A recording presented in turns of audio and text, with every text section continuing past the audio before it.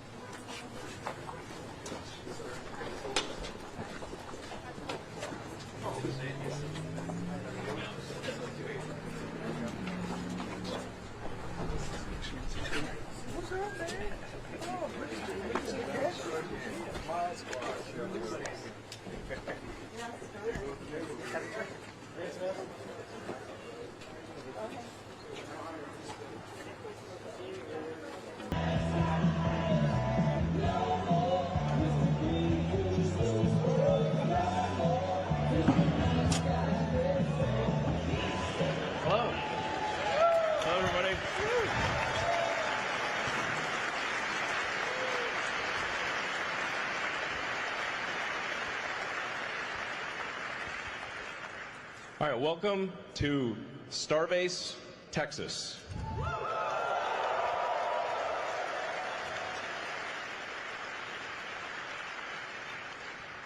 This is a city, it's actually legally a city, that thanks to the hard work of the SpaceX team, we built out of nothing, and is now a gigantic rocket manufacturing system. So, and for people out there who are curious to see it, we're actually on a public highway, so you can come and visit and drive down the road and see the epic hardware. So I think this is the first time that a rocket development program has actually been on a public highway. So you can come and see the epic stuff. We're honored today to have the Secretary of War, Pete Hegseth, and much of the senior leadership of the Pentagon here. It's an honor to have them visit. We just did a tour of the factory, and I think it really helps illustrate how manufacturing and manufacturing at scale is critical to the strength of America. So, and I'll tell you a little bit just about the purpose of SpaceX. It's like we want to make Star Trek real. Okay? We want to make Starfleet Academy real, so that it's not always science fiction, but one day the science fiction turns to science fact. And we have spaceships going through space, big spaceships, with people going to other planets, going to the moon, and ultimately going beyond our star system to other star systems, where we may meet aliens or discover long-dead alien civilizations. I don't know, but we want to go, and we want to see what's happening, and we want to have epic, futuristic spaceships with lots of people in them, traveling to places we've never been to before. Yeah, that's that's the goal.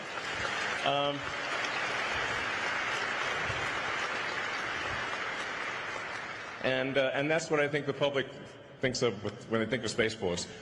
So, on that note, I'd like to introduce the Secretary of War, Pete Hegseth.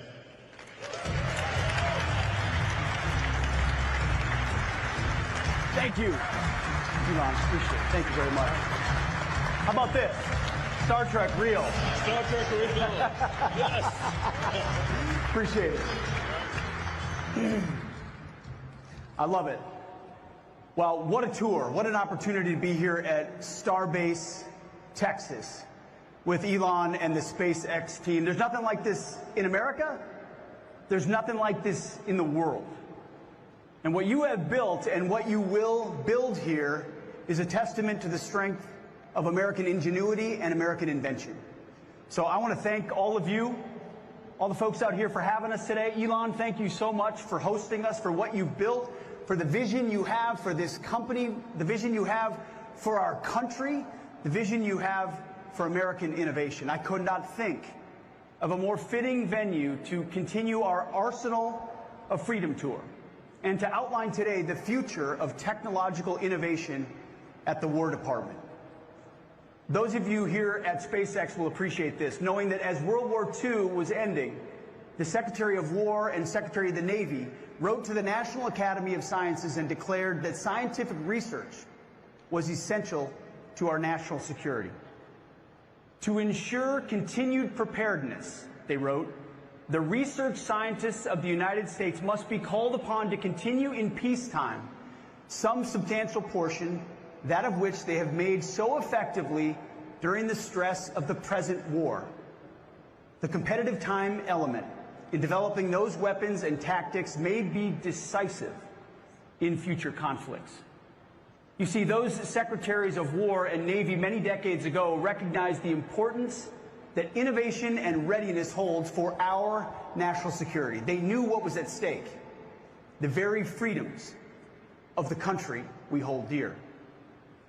All across the United States today, extraordinary innovation is unlocking new possibilities for freedom, prosperity, and security.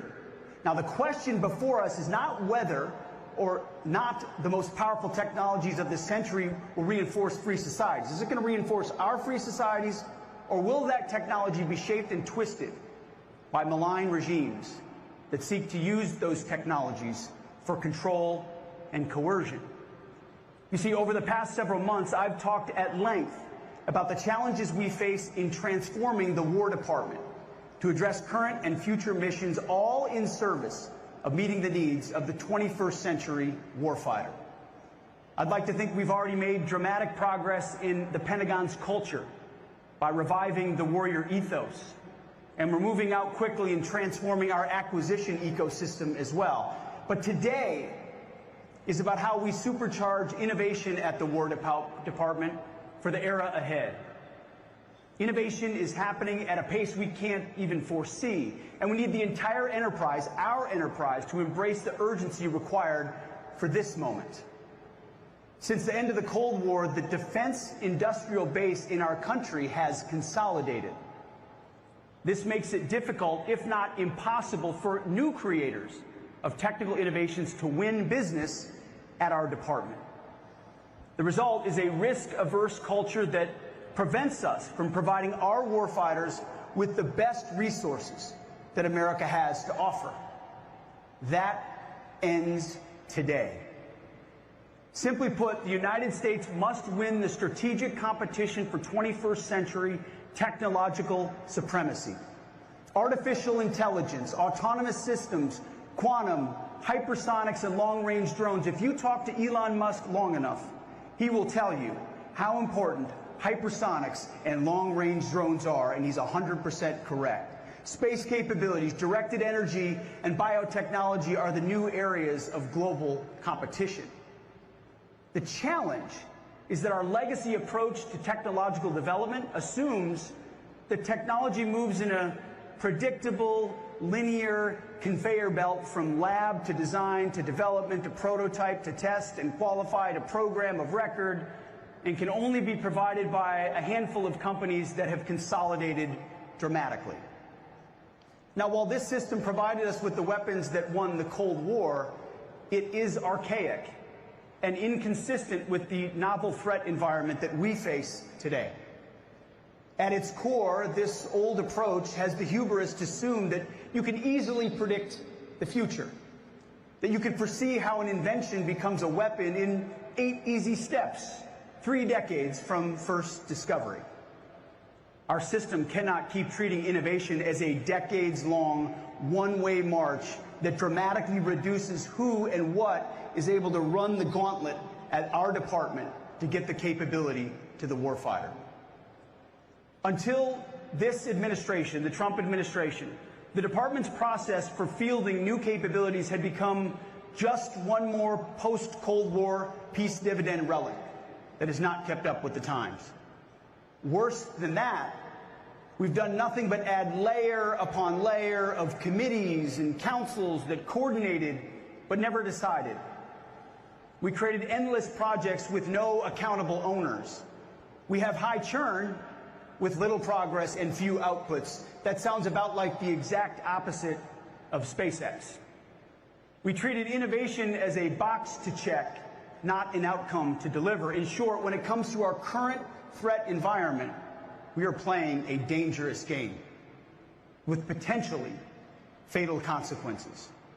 We need innovation to come from anywhere and evolve with speed and purpose. You see, America's open scientific community is an advantage authoritarian regimes cannot replicate. They can read our scientific papers and copy our invention or distill our AI models, but they cannot replicate a culture like this one of open and distributed research.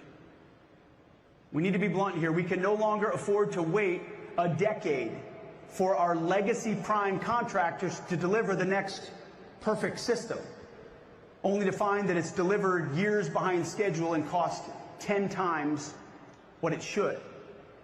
Winning requires a new playbook. Elon wrote it with his algorithm. Question every requirement, delete the dumb ones, and accelerate like hell. That's why I want to make clear across the War Department and for our partners in the private sector that our Undersecretary of War for Research and Engineering, Emil Michael, right here in the front row, is the War Department's single chief technology officer, one CTO for the entire enterprise. Novel concept. As the sole CTO, Emil will set the technical direction, lead the innovation ecosystem that will welcome progress from anywhere it resides. And he'll tell me, face to face, every day, and frankly, whether we are gaining or losing the technology and innovation competition. He'll have the decision authority and will lead through rigorous evaluation with a focus on real, measurable outcomes. Now, Congress, and we have many members of Congress with us here today, will be our partner in this. By affirming the Undersecretary's role as the department's CTO, we're carrying out the core mission for R&E that Congress assigned in statute. The last defense bill expanded the CTO's authorities, including the power to direct military departments and other components to align around clear, innovative outcomes. We will use them to deliver those outcomes with speed and urgency. An empowered CTO will inject a disruptive mindset directly into our systems, directing the power of America's world-leading scientists and entrepreneurs, our cutting-edge labs, the tech ecosystem, and our capital markets to build what the warfighter needs, but to do so better, faster, and cheaper. And Emil is the right man to do it. You see, this isn't about military structure. This is about building an innovation pipeline that cuts through the overgrown bureaucratic underbrush and clears away the debris, Elon style, preferably with a chainsaw, and to do so at speed and urgency that meets the moment. As I've said repeatedly to every audience, the President of the United States and I have the backs of our warfighters who have to make split-second life and death decisions on the battlefield. Now, I want this audience to know that we also have the backs of innovators who share that very same urgency. American taxpayers, especially those parents whose sons and daughters have answered the call to serve, I swore in 10 more today, demand, and I demand, and we demand, that we arm our warfighters with overwhelming and lethal technology right now, not a decade from now. In modern warfare, the fastest innovator and iterator will be the winner, and no one can out-innovate an American entrepreneur who has been liberated from the constraints of stifling bureaucracy. That old era ends today. We are done running a peacetime science fair while our potential adversaries are running a wartime arms race. Right now, from garage startups to factory floors to boardrooms across our nation, the question of how to harness innovation coming out of America's AI ecosystem is front and center, and rightfully so, because it has the potential to disrupt and transform every area of human endeavor. The same is true in the Department of War. President Trump's AI executive order spells out our approach succinctly. It is the policy of the United States to sustain and enhance America's global AI dominance in defense of human flourishing, economic competitiveness, and national security. That, ladies and gentlemen, is the War Department's mission. We must ensure that America's military AI dominance, so that no adversary can exploit that same technology to hold our national security interests or our citizens at risk. America first in every domain. Last month, I took the first step toward changing how the department does business with frontier AI technologies when we announced the rollout of Gen AI with our partners from Google. And I want to thank the Google team for leaning forward and making the investment to get their Gemini app to about 3 million users in the War Department. But today, we're excited to announce the next frontier AI model company to join GenAI.mil, and that is Grok from xAI, which will go live later this month. So I want to thank you, Elon, and your incredible team for leaning forward with us on this as well. Very soon, we will have the world's leading AI models on every unclassified and classified network throughout our department. Long overdue. To further that, today, at my direction, we're executing an AI acceleration strategy that will extend our lead in military AI established during President Trump's first term. This strategy will unleash experimentation, eliminate bureaucratic barriers, focus on investments, and demonstrate the execution approach needed to ensure we lead in military AI and that it grows more dominant into the future. In short, we will win this race by becoming an AI-first warfighting force across all domains, from the back offices of the Pentagon to the tactical edge on the front lines. The catalyst for this acceleration will be 7 pace-setting projects focused on mission threads across warfighting, intelligence, and enterprise missions, each with a single, accountable leader, aggressive timelines, and measurable outcomes that answer a familiar question, Elon. What have you accomplished this week? This is the execution standard for AI-first transformation. Each of the 7 pace-setting projects will use the following model. 1 owner who reports monthly on their progress. These projects will not be run in a vacuum, but will work directly with warfighters and transition partners to ensure we incorporate real-time operational feedback. We expect rapid iterations with failure accelerating the learning curve. These are not science projects. They are not governance boards. They are the execution standard for the entire department. We will not win the future by sprinkling AI onto old tactics like digital pixie dust. We will win by discovering entirely new ways of fighting. That's why we will run continuous experimentation campaigns, quarterly force-on-force combat labs with AI-coordinated swarms, agent-based cyber defense, and distributed command and control, pushing the envelope, learning from failure at every stop, which is exactly what this place does. You see, our department doesn't accept failure in the past, and so we never fail, which means we never learn. We're flipping that dynamic. Before talking about the new rules of the game, let me talk about a little bit more about our new team, because no game can be won without the right team. And we're proud to announce that Mr. Cameron Stanley has been appointed the new Chief Digital and Artificial Intelligence Officer, CDAO, of our War Department. Cam will be leading a new team, many of whom have foregone, thank you, or left lucrative careers at pioneer companies such as AWS, Databricks, Palantir, and Meta to join the fight. This team will not only provide a catalyst for change in this department, but will also act, we believe, as a magnet for other talented members of the tech community who want to join us in doing the mission-focused work to protect our great republic. So let's talk about the new rules. First, speed. Speed wins. Speed dominates.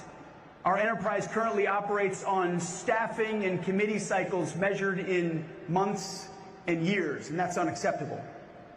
Military AI is going to be a race for the foreseeable future, where the risks to U.S. national security of moving too slowly outweigh the impacts of imperfect alignment. To do this, Cam and his team at CDAO will define AI deployment velocity metrics for all the pace-setting projects in the next 30 days and report at least monthly after that.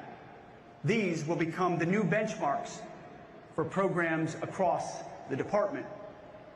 Second, bureaucratic blockers. If you work with Elon, you know he finds the blockers and you remove them. We will take a wartime approach to people and policies that block this progress. You want to block? You can work somewhere else. Barriers to data sharing, authority to operate, or ATOs, test and evaluation, and contracting are now treated as operational risks, not simply bureaucratic inconveniences. We are blowing up these barriers. That's why today at my direction, I'm establishing a barrier removal SWAT team under R&E with the authority to waive non-statutory requirements and escalate to our great Deputy Secretary, Steve Feinberg, anything that slows down the acceleration of AI capabilities. Third, compute resource. We will invest heavily in expanding our access to AI compute, from data centers to the tactical edge, and will tap into hundreds of billions of dollars in private capital flowing into American AI. President Trump's executive order has directed us to build data centers on military land and to work with the Department of Energy to ensure that we dramatically increase the number and breadth of resources needed to power this computing infrastructure. We will work together with our partners at Google and AWS and Oracle and SpaceX, Microsoft, and others on these initiatives. Fourth pillar, especially in this room, you'll understand it, is talent. We will use every hiring and pay authority available to us to bring the best American technical talent and reward effective AI transformations by our workforce. We're going to heavily leverage President Trump's Tech Force initiative to bring in the best and brightest from industry and academia. With people like Elon, David Sachs, Emil, Mike, and others from the entrepreneurial and business world already in government, we have shown that we can and that we must enlist the world's leading talent in this cause.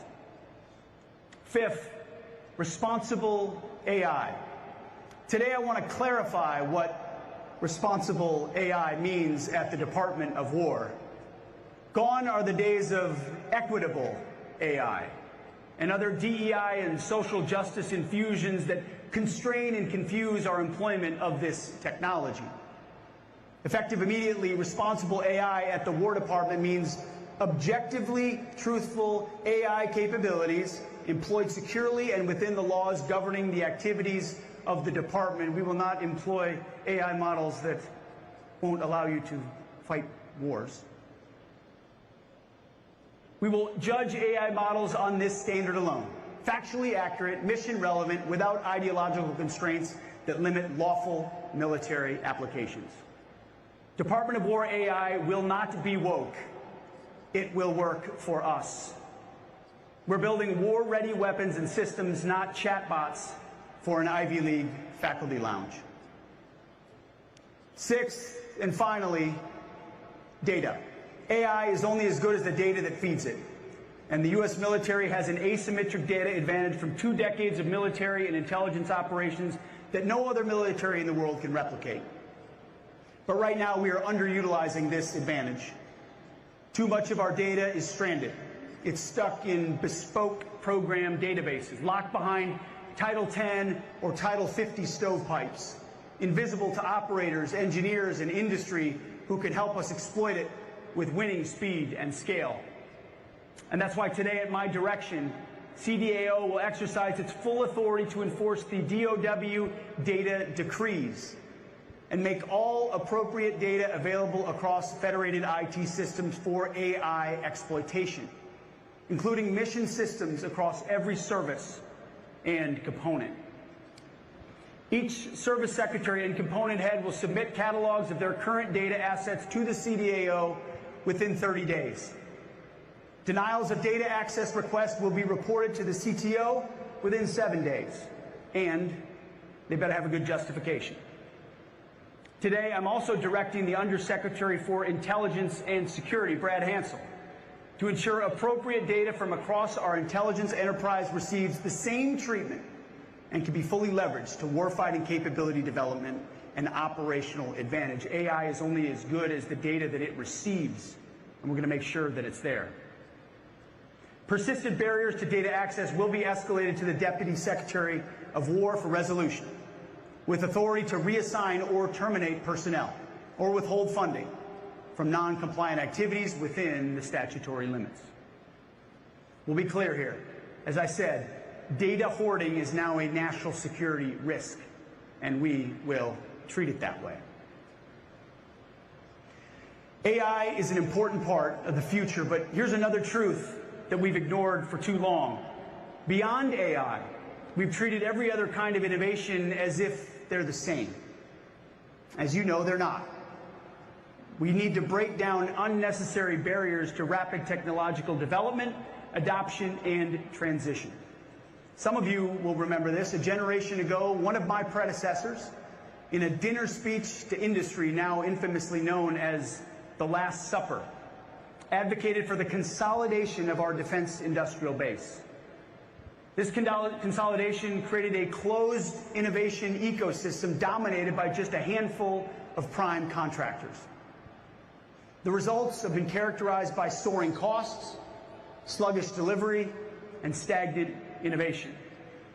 That's what President Trump's recent executive order on the defense industrial base and defense companies seeks to address. It makes crystal clear that the priority of the legacy prime contractors must be our nation's national security, not the next earnings call. That means less focus on stock buybacks and more investment on the men and women on the factory floor. It means less stockholder dividends and more investment in infrastructure, plant, and equipment. Today, that old era comes to an end. The Department of War is reopening to the disruptive energy and agile creativity of our nation's tech startups, funded by our world's leading capital markets. I'm directing my Chief Technology Officer to lead this charge, and his wingman, as always in this effort, Undersecretary for Acquisitions and Sustainment, Mike Duffy. For too long, we organized our ecosystem around stages and silos, labs over here, so-called rapid units over there, commercial outreach in a different building or on another coast altogether, and warfare fighters somewhere at the end, almost an afterthought. The result is duplication, drift, and confusion. And like the acquisition process we are already fixing, the creation of organizations to work around the problems in the innovation ecosystem rather than taking the bold steps needed to transform it. We created an old ecosystem to get around the actual system. No more. Every dollar of innovation, whether it may be in a lab or a startup or a classified shop, must exist to deliver one of three things: game-changing technology, scalable products, or new ways of fighting. If it's not doing one of those three things at speed, it will be realigned or it will go away. And that's why I'm entrusting Emil as the CTO to ensure that this directive across the department is rapidly carried out. Emil, you're going to be busy. Again, what we're talking about today is a transformation in the way we think about innovation. In requirements reform led by Mike Duffy, we killed an old model, a sclerotic model, and rewired the department so that problems, money, and experimentation live in one system. In acquisitions reform, we killed the defense acquisition system and created accountable portfolio acquisition executives, making speed to delivery our organizing principle. We're going to do the same for technological innovation. That's why today, at my direction, we are ending the alphabet soup of councils that meet and brief and write memos and schedule meetings but never decide and rarely, if ever, accelerate outcomes. Effective immediately, the Defense Innovation Steering Group, the Defense Innovation Working Group, and the CTO Council are disestablished and abolished. In their place, the CTO will convene a CTO Action Group to assist him in making decisions, clearing bureaucratic blockers, holding leaders accountable, and most importantly, quickly delivering new technologies to our warfighters. Every organization in this ecosystem must earn its place by delivering warfighting advantages faster than our adversaries can adapt. No sacred cows, no exceptions. To back up the CTO, today at my direction, we are realigning two pillars of the War Department's innovation ecosystem. First, the Defense Innovation Unit, or DIU. Since its establishment 10 years ago, DIU has lived through shifting reporting structures and uneven administrative support, doing great things, but at times its portfolio overlapped with other parts of the department. Effective today, DIU is designated a Department of War field activity, providing exceptional tech scouting, rapid contracting, and other common services to the department, executed at commercial tempo. The CTO will provide support to DIU for administrative and resource matters and ensure that the unit's efforts fit into the department's innovation priorities. The director of DIU will also continue to report directly to me as a principal staff assistant and carry out its statutory duties. And I'm appointing Mr. Owen West, executor of my Drone Dominance Initiative, as the director of DIU starting in March, when the FY27 budget cycle firms up. As a Marine with lots of combat experience, Owen will bring a warfighter's mentality to DIU's core mission of transitioning technology to our troops. Owen also has the private capital experience needed to ensure DIU remains working hand in glove with the venture and investor communities and continues to on-ramp new entrants into the War Department. Owen led DOGE at DOW, the most effective DOGE effort across the administration, saving tens of billions of dollars for our department, and now he will lead DIU. Our world-leading defense tech startups have attracted billions of dollars in capital. They're reshaping warfare through the proliferation of high-tech, low-cost technologies. DIU's mission is to accelerate the adoption of this commercial technology to help convert entrepreneurial products into tangible combat power. Second, the Strategic Capabilities Office, or SCO, is also being designated a Department of War field activity aligned under the CTO. SCO will maintain focus on its core mission of identifying and prototyping disruptive applications of new systems, the unconventional uses of existing systems, and near-term technologies to create strategic effects. SCO will continue to maintain its statutory direct reporting relationship to the Deputy Secretary, but will be operationally realigned under the CTO to eliminate duplication and ensure the relentless daily focus on delivering near and medium-term capabilities to our warfighters. Relentless urgency and focus is our focus. Today's defense innovation ecosystem is too fragmented, resulted in insufficient technology transition to the warfighter. We address some of this in the transformation we are making in the acquisitions ecosystem, but it also needs to enter the innovation ecosystem. For too long, and I know a lot of you have experienced this, and others we met with in Los Angeles recently, the experience of founders and entrepreneurs has been running endless laps around the Pentagon, looking for the right office, the right program, and the right motivated sponsor.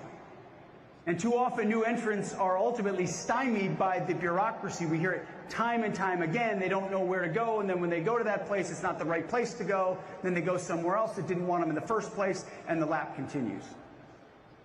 For example, SpaceX and Palantir had to sue the Department of War just to get a shot at competing for department contracts.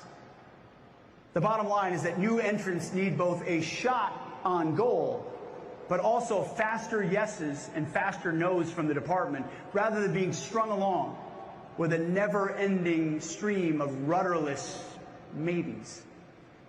At the Secretary of War level, we will replace the existing maze into two clear channels.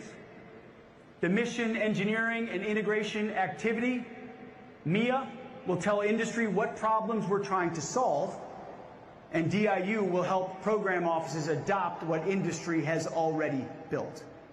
This will help get to faster yeses or faster nos. Clear guidance, clear guide rails, clear demand signal, which is what industry and capital expects.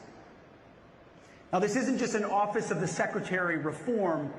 The services need to transform their innovation ecosystems as well: the Army, the Navy, the Space Force, the Marine Corps, and the Air Force. That's why today, at my direction, our military services will take the following actions.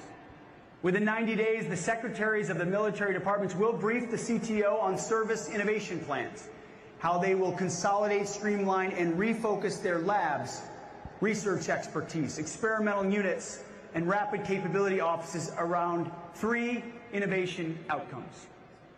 Our 60-plus labs are a national asset, but it's past time they were organized to deliver and not just to discover.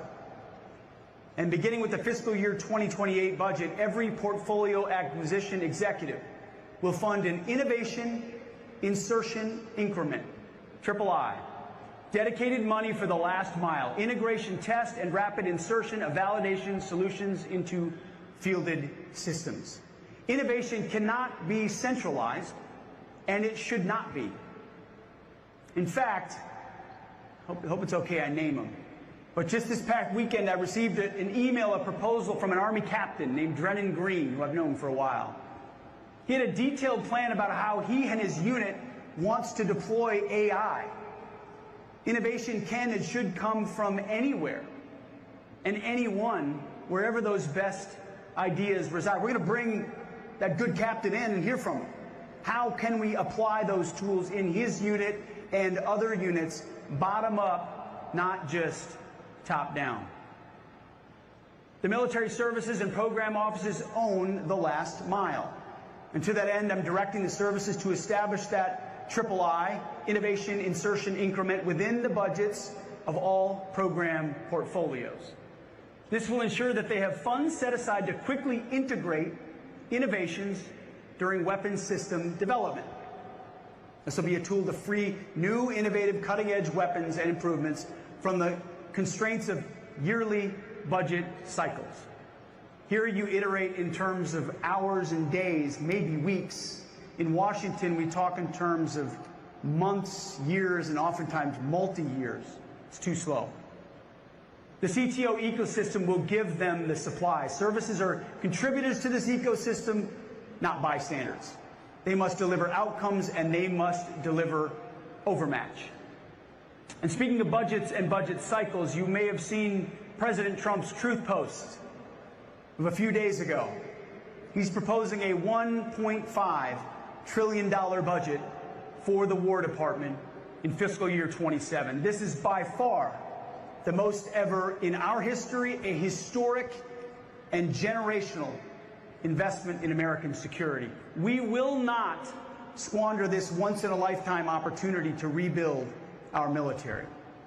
Think of what this means as our efforts to transform the department come fully online. You add resources and you streamline process, speed to deliver those capabilities to the warfighter, an invitation to new entrants into the defense industry, which we need so badly, and an embrace of AI and other cutting-edge defense tech. All of this will make our forces more agile, more lethal, and more ready to deter and, if necessary, win a future fight. This is what President Trump demands, and this is what we will deliver. This feeds into a next area we need to fix. You see, reorganizing and a new attitude are not enough to truly unlock innovation for the warfighter. Our department needs to capitalize on a key advantage America has over her adversaries: the broadest and deepest capital markets and the best entrepreneurial talent in the world. You know this, capital is the lifeblood of American innovation. And therefore, to be successful, we need to embrace the role in our department of private capital, which we have not done for far too long. We need to be a better partner for private capital, so we can help accelerate capital formation in key areas and lower the risk for the department. Private capital is already helping to solve a major problem that President Trump has directed us to confront and solve across this administration, ending our reliance on competitors for access to rare earth and critical minerals. The Office of Strategic Capital, or OSC, under the leadership of David Lorch, is spearheading those efforts and delivering as we speak. In the past 5 months alone, the OSC team has deployed over $4.5 billion in capital commitments as part of closing 6 critical mineral deals, all of which will help free the United States from market manipulation. Crucially, OSC's strategy relies on crowding in private sector investors, from this VC community to our country's largest financial institutions. The 6 OSC deals to date include nearly $5 billion from our private capital partners. OSC has closed most of those deals in less than 30 days, which is Trump time for complex transactions. That may seem maybe slow for SpaceX. In Washington, that's as fast as it gets. I mean, that is warp speed in Washington. All of our investments serve one purpose: deliver faster for the warfighter. Now, some will want to cynically posit, is this just another innovation reorganization? Another set of strategies that brief well but don't actualize? No. This is the third leg of a single war plan. In fundamentally transforming our acquisition ecosystem, we killed JSIDs that focused only on process and turned the JROC into a body that ranks real-world joint operational problems, not paper requirements. We created the MIA to run experimentation campaigns to solve these problems. We killed the old defense acquisition system and created the warfighting acquisition system to focus on speed, risk, and accountability. With the AI strategy and innovation ecosystem transformation that we have just outlined, we are welding that third piece into place. The CTO, DIU, SCO, DARPA, CDAO, and OSC are no longer a loose federation. They are the Office of the Secretary of War's Innovation Operating System. DARPA delivers game-changing technology innovation and strategic surprise. DIU delivers scalable products. SCO delivers new ways of fighting. And CDAO and OSC provide the data, test, and capital to move at wartime speed. As of today, they are an ecosystem, an arsenal of ideas and action for the arsenal of freedom, wired directly into requirements, portfolios, and production. Game-changing technology, scalable products, new ways of fighting, all three moving at wartime speed. Problems drive experimentation, experimentation flows to prototypes, prototypes flow to our program executives flow these to production, production flows to the warfighter, and the cycle never stops, always iterating. One system, one purpose, speed to the fight. We are preparing to win the future because we know, and you know, for the free world, for the West, the stakes could not be higher. Before this administration, our adversaries may have thought they finally broke American power. They're wrong. They do not have our entrepreneurs. They do not have our capital markets. They do not have our combat-proven operational data from 2 decades of military and intelligence operations. They do not have our hard-won classified technologies. They do not have the ingenuity and tenacity of American warfighters who refuse to lose. They don't have a military that can go 37 hours to downtown Tehran or downtown Caracas without being seen in the process. You see, but none of that matters, however, if we suffocate those advantages under a stifling bureaucracy. That's why we're unifying the innovation ecosystem, making this an AI-first department, and holding every lab, every program accountable, all while pushing every officer to deliver warfighting advantages faster than others can adapt. We will not stop. We will not back down. We will forge the new arsenal of freedom with our partners in industry and the private sector. We believe the future will be shaped by those who lead in technology and innovation. We don't believe, we know. Those who fervently believe in freedom and the Western tradition, like we do, must be those leaders. If not us, if not America, if not the West, then who? And if not now, it will be too late to maintain that advantage. This is not reform for the sake of reform. It never has been. This is about whether our warriors fight with yesterday's tools or they fight overmatching our adversaries using tomorrow's technologies. We know the threat. We know the opportunity. We know what must be done. We share the urgency.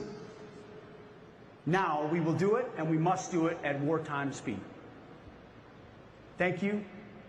God bless you. God bless this company that you've built. And may God bless our great republic. Thank you very much. Appreciate it. Thank you. Thank you. Appreciate you guys. Thank you, sir.